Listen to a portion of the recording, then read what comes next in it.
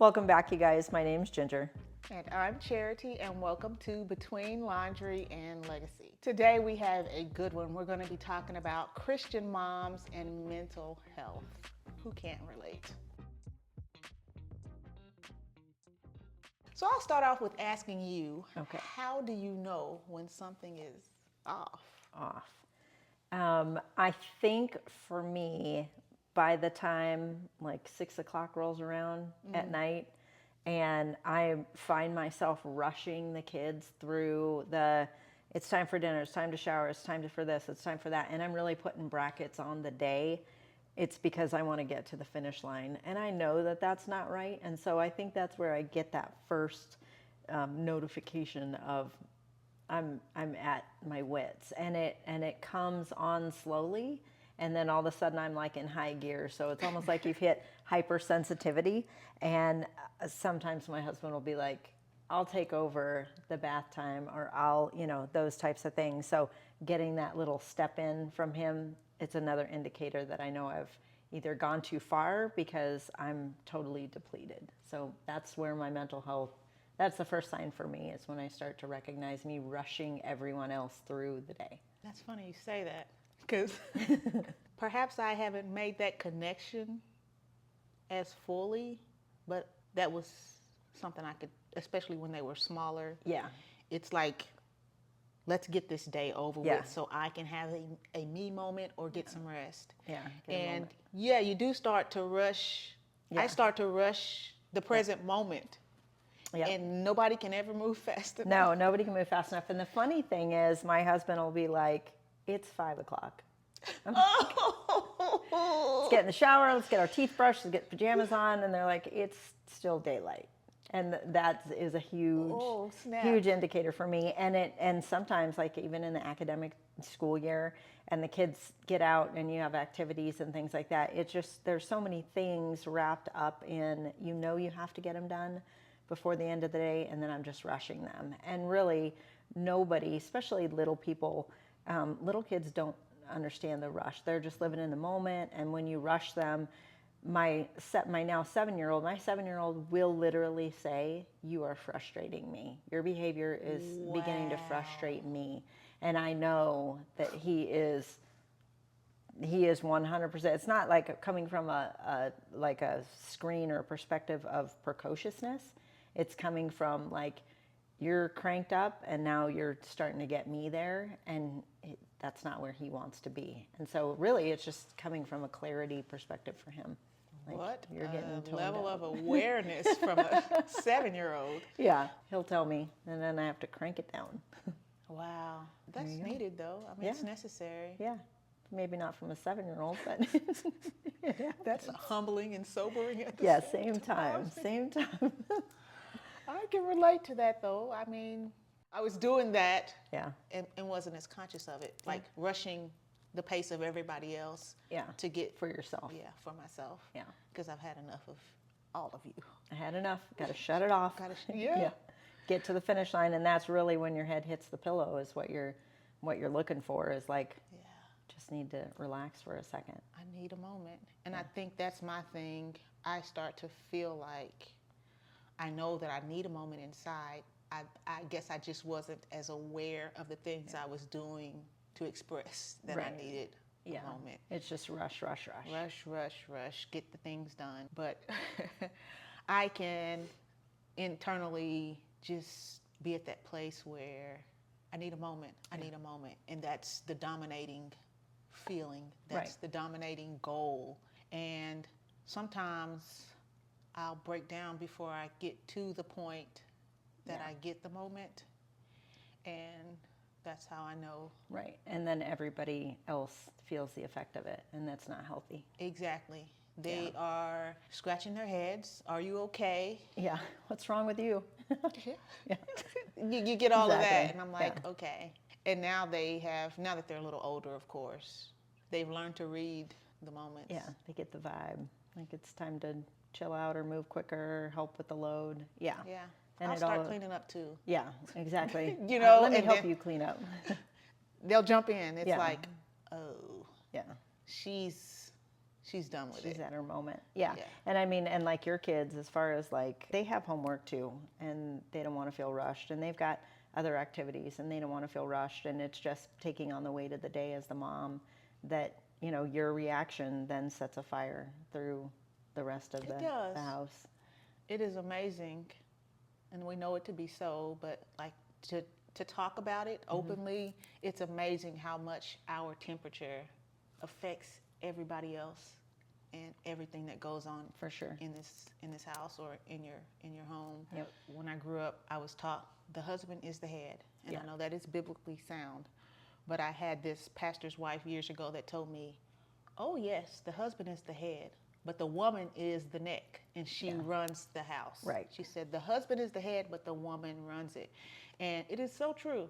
If we are off, it's like we determine, like the neck, we determine the direction Yeah. or the gauge for the whole. For everybody to look. Yeah. And I know, like, when I get frustrated to the point where everybody's starting to feel it, your husband or your partner, he just wants to fix it because they're fixers, and so they want to just walk in and fix it right away. And sometimes that's not. And it's funny because this, and I'm sure that some of you can relate. I'll be rushed or at my ending point, and he'll come in and bark at the kids, and then suddenly I'm like, well, don't do that. They didn't mean to do that, but it's because I probably set off the spark for feel it, that for it to energy, go. yeah. And so, like you said, they are the house or the head of the house, but you're going to control which way they're looking and what they're looking at. We have way more power than it's even possible to process sometimes. Yeah. It's a huge responsibility to know that you have that much power. Yeah. Yeah. And you have to prioritize what order those things come in, or how he's going to view them, or at what point on him coming home that you're going to take that on. Another thing that I do is that no amount of free time that I get is enough when I'm starting to get a bit off. Like, there just isn't enough, there aren't enough moments for me. A moment here, a moment there. It's very difficult to quickly refill the cup. Like, Right. it's To like I recover. need to unplug. Yeah, and that's another thing that I have noticed that I tend to do when I'm off. Yeah, is to unplug and separate. Yeah, I can start to isolate, but it still doesn't feel like enough. And so then I have to deal with whatever that root is Right. of what's causing me to be in that headspace. Yeah. Have I taken on too much? Do I need some help? Yeah, that sets the house straight. When you have to ask for help, what does that look like? How does it feel to you? Does it feel like surrender, or does it feel like you gave up or you failed? Right. When you have those moments where you're mentally off the rails and it's like, I can't. The age range of my kids at this moment is 27 to 7, and there's 5 of them. I think in my younger years of being a mom, I thought I needed to take on everything. Like everything. I can do it. I got it. This is my circumstances, this is the way it is. I'll do it. And I think as time goes on, you realize that you cannot be everything all the time. And then you go through that time where dad steps in, you're like, well, he doesn't do it the way I do it, and they may not survive if their crust isn't cut off their sandwich, and they will survive those types of things. And I've had plenty of talks with moms about this topic, but sometimes it's hard for us to understand dads are capable, and we need to give them credit, and we need to give them an opportunity to be capable.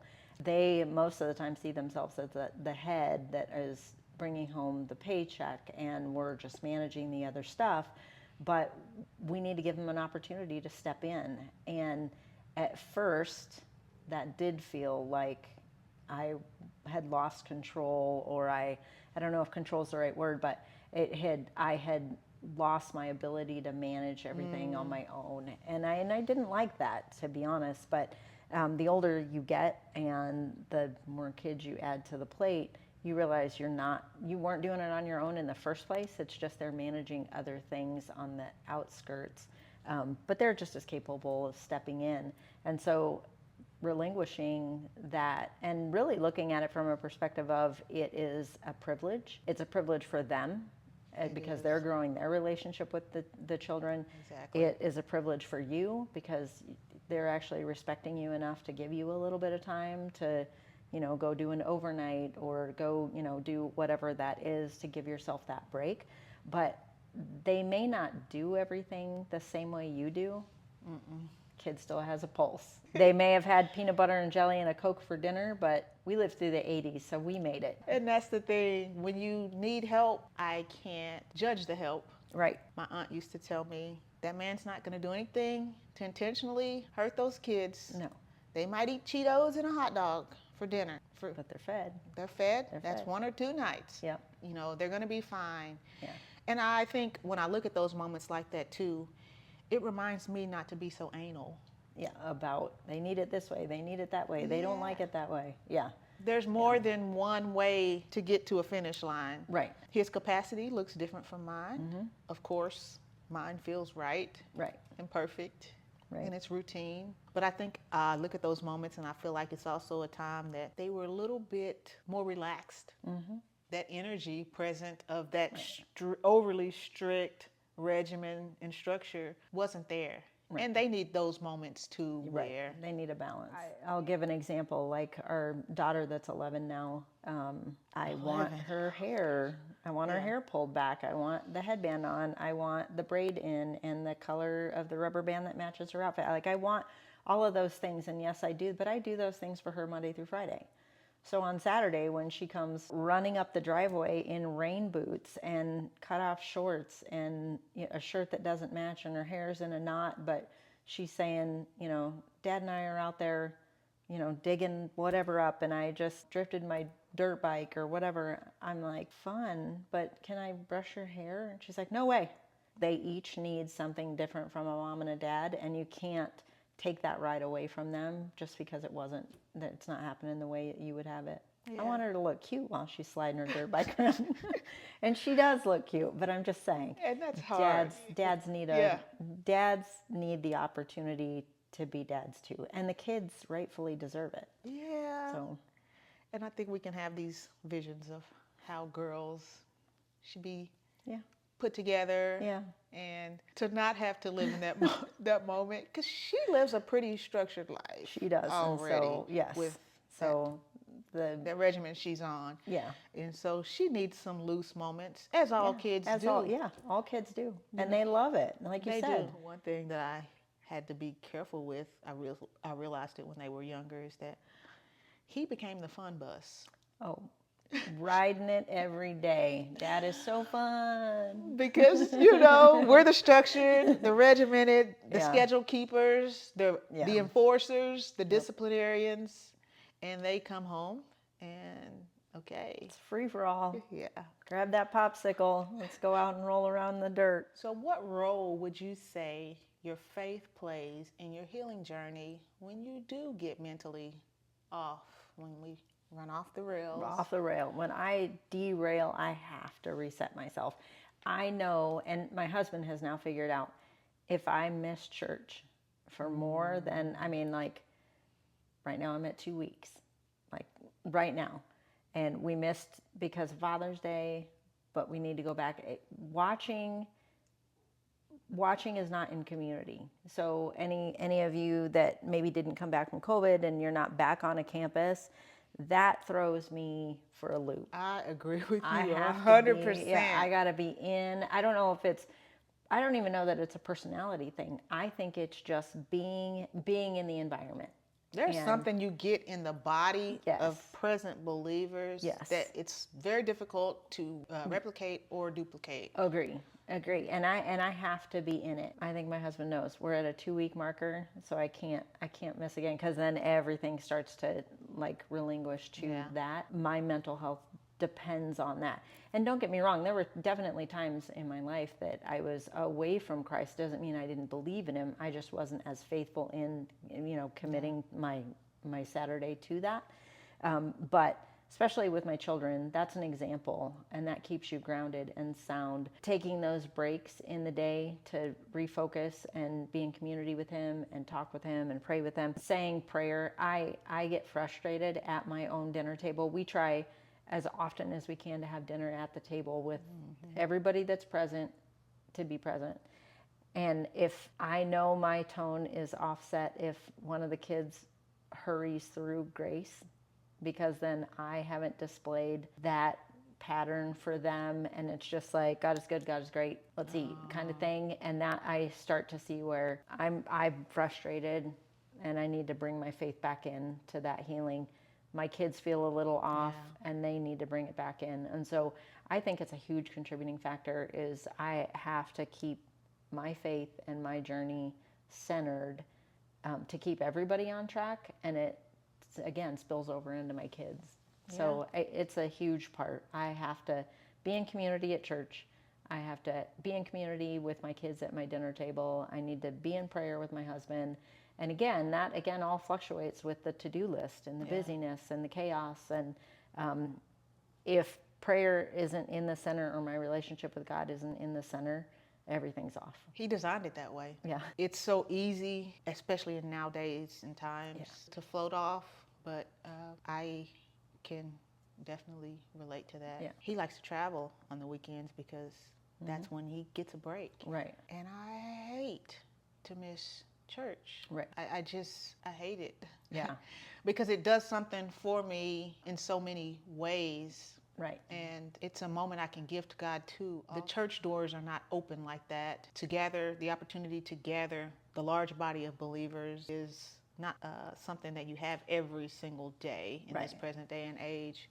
And even if I miss, I will go back and watch the online service, of course, but it's not the same. Not the same. Yeah, I don't think that fills your cup like it is being in the community. And I know some churches and maybe in where you're at, they have Monday service or Tuesday service, and it's the same service from the weekend. And so you can manipulate your schedule to do that. But if I miss on my Saturday, I'm off. I feel that way too. It's like I'm floating away just a little bit. I'm drifting out to sea. Yeah. It's not that I sacrifice my time with God that I spend daily. When 2 or 3 are gathered, there He is in the midst. Yeah. There is something that is probably a whole nother discussion or podcast that we could talk about that we get from coming together. I agree. And it does help you through your week, and it does help you stay on track mentally, and it refreshes you and helps you refocus, and you learn and you grow a little bit more, and it gives you power. When I'm mentally off, church is definitely one of those things. And another thing that I have found is it is very important for me. I've joined this women's Bible group at my church, and it has just been life-changing. Yeah. It's a safe place. It's just women. We have this opportunity to grow in God's word, to dig deep and to focus or let it hang out, but in relation to His word. And it seems like when I want to be mentally off, when those Bible groups are going on, that just heals me in a way that very few other things have been able to do, because I automatically have support. I automatically have God's word, and I automatically know that it's a safe place. Right, and you're gathered. You're together. You're in community. We're in community. That's one thing that I think is missing in the modern day Christian life as an individual, as a whole, is that a lot of times the importance and the value of community has been forgotten. And if you look at the early church, the scripture says that they had all things in common, and they broke bread together daily. Right. They struggled together. If this person needed something, this person would sell something so that needs could be met. There was a bond and a connection there that we don't have. Right. In the same capacity. We're trying to get in our garage and close the door before we have to speak to somebody. Right. And I think that is, if you have an opportunity to be in a small group through your church, a small group women's group, a smaller group, we had talked about on the other podcast that, a close-knit group of friends that's you can count on your hands.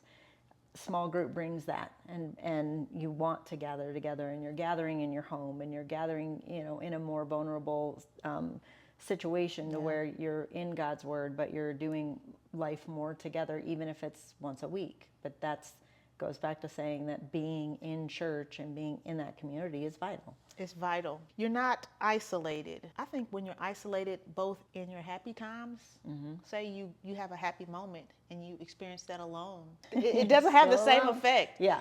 And then if you're going through something, like if you're going through something heavy and you go through that alone, nobody's with you, the effect that it has on you is difficult to come back from. And I know our immediate family is a community, but I think as women, sometimes we really need to be in community with other women and other couples. Find people that are for your marriage and for your family. People that don't have children that aren't going to understand your, and there's a lot of creative ways to look at it, like people that are a blended family, people that are people with no kids. Like there's all these different dynamics, and it's very hard for somebody that it might be in your community but not understanding your circumstance. Like you wouldn't go talk to your daughter about menopause. She has no idea. She's got her own problems as a teenager. And so again, it's important to find those friendships in that community of people that are for you, for your family, for your kids, for your your motherhood, your womanhood, all of those things, to have an immediate circle for that. You can have compassion for something you've never been through. Right. And to some degree, you can have empathy. But your ability to offer sound, sage advice without borderlining hypocrisy is kind of tricky. Right. And I encourage people, like, if you're not in community, it's probably that thing that's missing in your life. The power that is in that. The presence of being able to get together with fellow believers and make those bonds with them outside of the worship setting or outside of work. Right. When that focus is just on fellowship and relationship and journeying through life together, there's something to be said for it. Prior to me joining the Bible group, I was feeling that conviction that this is the thing that is missing for me. And I prayed about it. God, what can I do? It's been life-changing. Yeah, that's good. Good for you. And I was asking you before, what that looks like when you have to ask for help. And it can be very humbling. It can be a reminder that I can't do it all. I don't need to do it all. But then after you ask for help or you receive the support, isn't it so cathartic? Doesn't the peace just flood your life? And comes right over you. And I think I think I've spoken to somebody else about this before. I'm not sure if we've had this conversation, but you're also in your desperate moment and you asking for help, it gives somebody the not the authority, that's maybe not the right word, but it gives them an opportunity to build trust with you, and gives an opportunity for them to take a load on for you that may nurture them as well, like whether it be an older child or your husband or a friend. Like if you called me and said, I need this, can you take this on? It may seem like a deficit in our bucket, but you're actually filling somebody else's bucket or giving them the ability to not only help you, but show that they're worthy of, being called upon by you. And so I think that we can't always look at it as we're defeated. That's true. But look at it from a point of, yes, I'm getting peace from this, and this is also giving somebody an opportunity to do well for you. It's a blessing to give. And I can look back on moments in my life where I needed help and I had been timid about asking. And when I finally did, the relief that was in the other person's heart and their demeanor, that I had come to them because they were ready. You trusted them too. Yeah. They're waiting. Yeah. They're ready. They're willing. And all they needed is the permission of your ask. And I think also that when you're going through something and you ask for help, it gives the other person permission to ask. Whoever's giving you that support, when their moment comes, it gives them courage and permission to ask. They don't have to be timid. They can boldly come to you and say, I'm here. This is what I need. Can you help me? Can you help? Yeah. Can you help me? Or can you do this for me? Yeah. And it gives them an opportunity. And most people are very thankful for that opportunity because you trusted them. Yeah. It fills your cup Yeah. to help someone, just like it fills your cup to be helped. Sometimes. Helped. Yeah. Agreed. Yeah. Thank you for joining us today. We hope to see you again on another episode. Well, I'm just surprised that it's... No, you got 2 blue dots. Oh. Welcome back, you guys. My name's Ginger. What if I needed to pick my nose? Are you just going to cut the editing straight to your face? You Oh, say, okay. pause. I'm sad for your editing that you have to do on this. All right, we're rolling. Okay. Wait, I have to do Okay, no, you don't have to.